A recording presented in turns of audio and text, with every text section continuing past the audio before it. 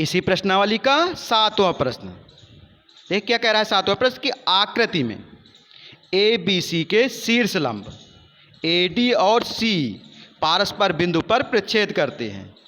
दर्शाइए कि त्रिभुज ए E P समरूप है त्रिभुज सी डी पी के। दूसरा हमें दर्शाना है कि त्रिभुज ए बी डी समरूप है त्रिभुज सी बी ई के। तीसरा है आपका त्रिभुज ए ई पी समरूप है त्रिभुज ए डी बी के। और चौथा हमें सिद्ध करना है कि त्रिभुज पी डी सी समरूप है त्रिभुज बी ई सी के। देखिए हमने चित्र बना लिया और अपने अनुसार बिंदु रख लिए। तो देखिए सबसे पहले जो भी आपको समरूप सिद्ध करना है तो वही हम त्रिभुज ले लेते हैं। तो सबसे पहले आपका त्रिभुज कौन है, ए ई पी समरूप हमें सिद्ध करना है त्रिभुज सी डी पी के। तो यही हम त्रिभुज ले रहे हैं। देखिए इसका सोल्यूशन देंगे। त्रिभुज ए ई पी व त्रिभुज सी डी पी में। तो देखिए अब हम चित्र के अनुसार देख रहे हैं। तो देखिए इसमें आपका ध्यान से देखेंगे ए ई पी में कोण एक क्या है आपका शीर्ष लंब है अर्थात ये 90 अंश का है।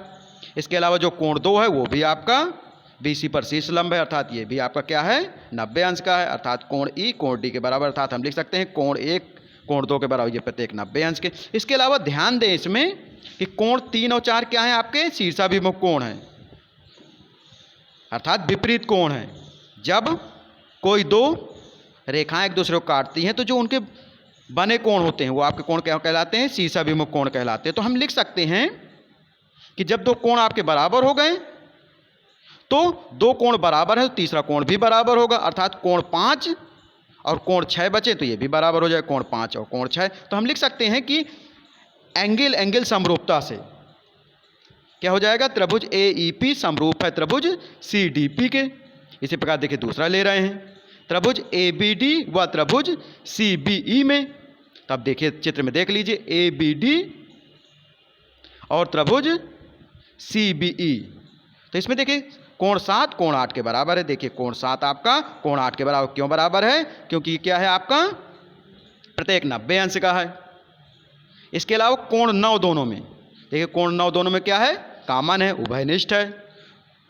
जब दो कोण बराबर हैं तो कोण 5 और कोण 6 बचा तो दो कोण बराबर है तो तीसरा कोण भी क्या होगा आपका बराबर होगा। तो हम कह सकते हैं एंगल एंगल समरूपता से कि त्रिभुज ए बी डी समरूप है त्रिभुज सी बी ई के। देखिए तीसरा ले रहे हैं त्रिभुज ए ई पी व त्रिभुज ए डी बी में।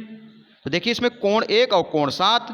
तो देखिए इसमें ध्यान दीजिए त्रिभुजों को, ये आपका कोण 1 है ये कोण 7 है, दोनों क्या हैं आपके 90 अंश के हैं। तो लिख सकते हैं प्रत्येक 90 अंश के।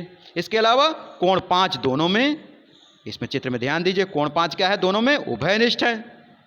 जब दो कोण बराबर हो गए तो कोण 3 और कोण 9 भी बराबर हो जाए क्योंकि दो कोण बराबर है तीसरा कोण भी बराबर होगा। तो हम कह सकते हैं एंगल एंगल समरूपता से त्रिभुज ए ई पी समरूप है त्रिभुज डी ई सी के। देखिए अब चौथा ले रहे हैं त्रिभुज पी डी सी तथा त्रिभुज बी ई सी में। तो देखिए इसमें ध्यान दीजिए चित्र में। तो चित्र में हमने क्या लेना है ए ई पी और दूसरा है आपका ए डी बी, माने क्या है हमें कौन सा सिद्ध करना है चौथा। तो क्या है पी डी सी और बी ई सी, पी डी सी। तो देखिए इसमें ध्यान दीजिए पी डी सी ये आपका सबसे ऊपर वाला होगा जिसमें हमने 2 4 6 कोण लिए हैं। इसके अलावा आपका कौन सा है त्रिभुज बी ई सी। तो इसमें कौन सा है बी ई सी, बी ई सी ये आपका पूरा बड़ा है जिसमें 9 8 6 कोण लिए हैं। तो देखिए इसमें क्या बराबर है, तो इसमें सबसे पहले आपका कोण 2 कोण 8 बराबर है। क्यों बराबर है, क्योंकि ये प्रत्येक 90 अंश के हैं। इसके अलावा कोण 6 दोनों में उभयनिष्ठ है।